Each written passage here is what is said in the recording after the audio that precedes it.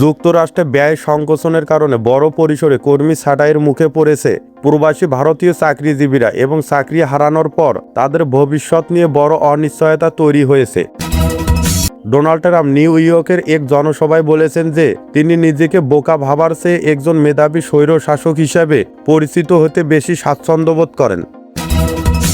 ভারতের সুপ্রিম কোর্টের প্রধান বিচারপতির একটি মন্তব্যের প্রতিবাদে গড়ে ওঠা ব্যঙ্গাত্মক রাজনৈতিক দল তেলাপোকা জনতা পার্টির অফিসিয়াল ওয়েবসাইটটি বন্ধ করে দিয়েছে ভারত সরকার।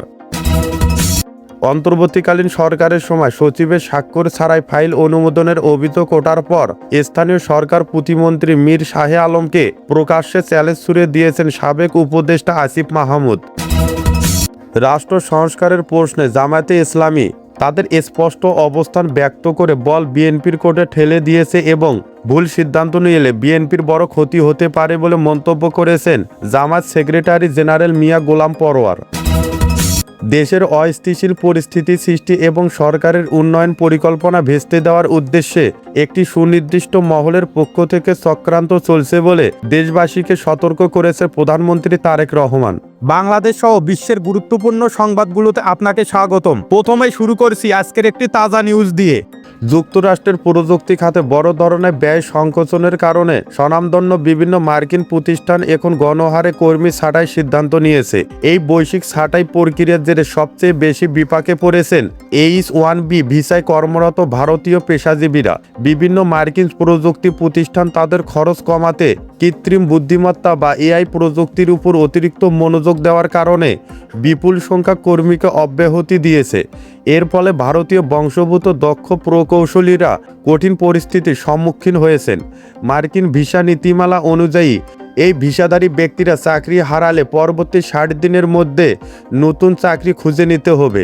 নিয়োগকারী প্রতিষ্ঠান সাধারণত H-1B ভিসার স্পন্সর হয়ে থাকে, ফলে হঠাৎ চাকরি চলে গেলে নতুন চাকরি খোঁজার পাশাপাশি ভিসা বাতিল হওয়ার আইনি ঝুঁকি তৈরি হয়, যা অনেক পেশাজীবীর জন্য বড় এক মানসিক চাপ সৃষ্টি করেছে।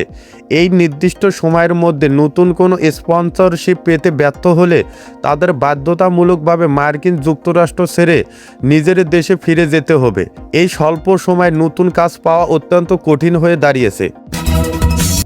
আন্তর্জাতিক রাজনৈতিক অঙ্গনে যুক্তরাষ্ট্রের প্রেসিডেন্ট ডোনাল্ড ট্রাম্পের একটি বক্তব্য নতুন আলোচনার জন্ম দিয়েছে। ডোনাল্ড ট্রাম্প তার সমালোচকদের আক্রমণ করে জানিয়েছেন যে তিনি নিজেকে বোকা হিসেবে পরিচিত করার চেয়ে একজন মেধাবী স্বৈরশাসক হিসাবে পরিচিত হতে বেশি স্বাচ্ছন্দ্যবোধ করেন।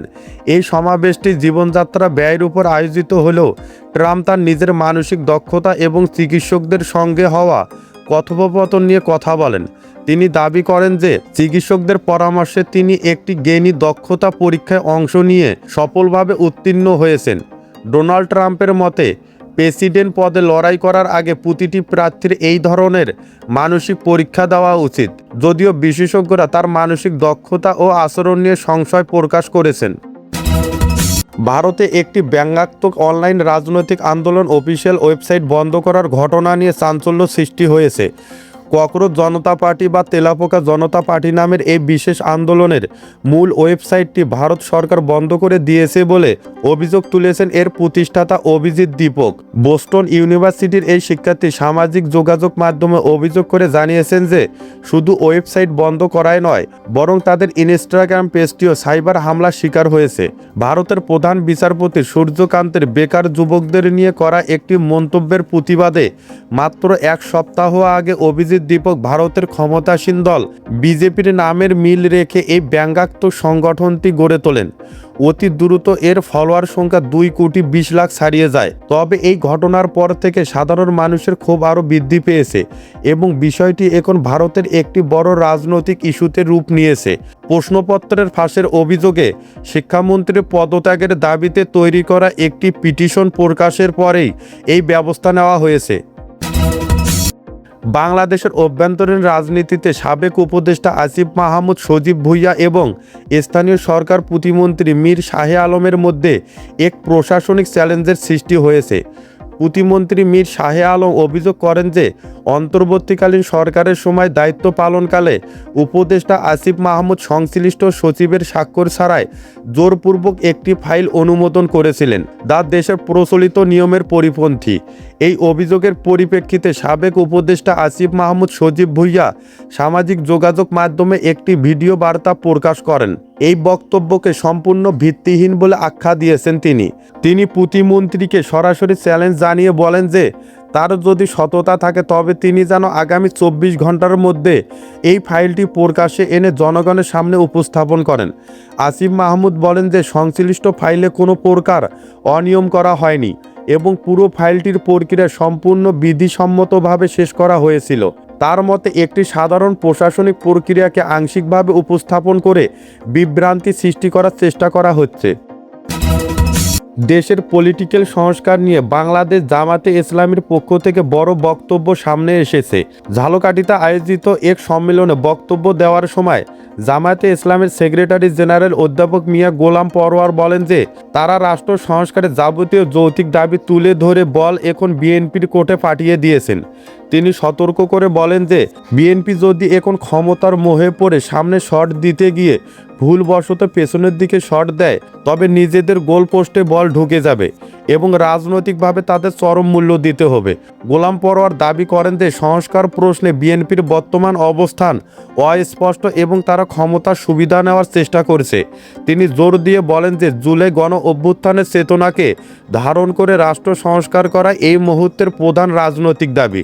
জনগণের প্রত্যাশাকে রক্ষা করতে হলে প্রশাসন, নির্বাচন ব্যবস্থা এবং বিচার বিভাগের পূর্ণাঙ্গ সংস্কার অত্যন্ত জরুরি বলে তিনি উল্লেখ করেন।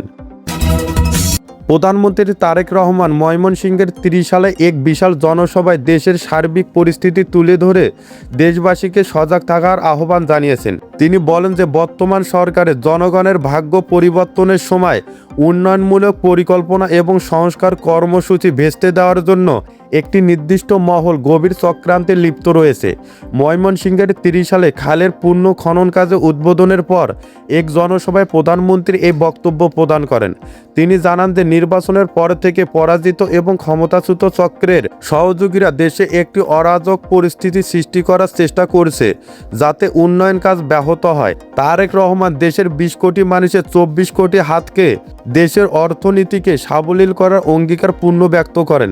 দেশে সার্বিক আইন শৃঙ্খলা পরিস্থিতি স্বাভাবিক রাখতে এবং অনাকাঙ্ক্ষিত অপরাধ রুখতে সরকার জিরো টলারেন্স নীতি গ্রহণ করেছে।